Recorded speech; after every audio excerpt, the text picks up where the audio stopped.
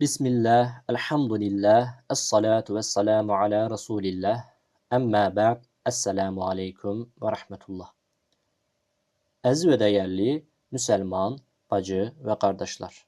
İnşallah ara sıra sizlər üçün Həmbəli məzhəbinin tədris kitablarından birisi olan İbn Qudama Əl-Məqdisinin Əl-Umdə isimli fıqh kitabından kiçik dərslər hazırlayacağıq Allahın izni ilə.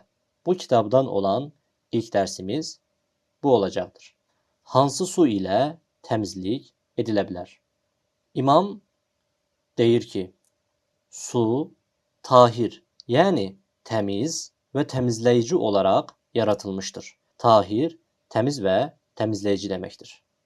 Yəni su əslində pak, təmiz və təmizləyici olaraq yaratılmışdır. Yenə imam davam edir, deyir ki, bu su hədəslərdən, yəni dəstəmazsızlıq və qüsursuzluqdan və nəcasətlərdən, yəni sidik, arxa nəcis dəliyindən çıxan ifrazat və başqa növ natəmizliklərdən təmizləyir. Buradakı hədəsin mənası dəstəmazsızlıq və qüsursuzluq deməkdir. Nəcasətlər isə sidikdir və ya arxa nəcis dəliyindən çıxan şeylərdir və bunun kimi şeylərdir.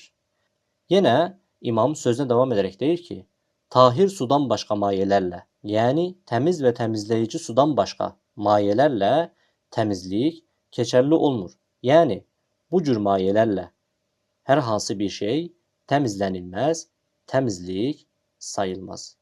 Velhamdülillahi Rabbil alemin.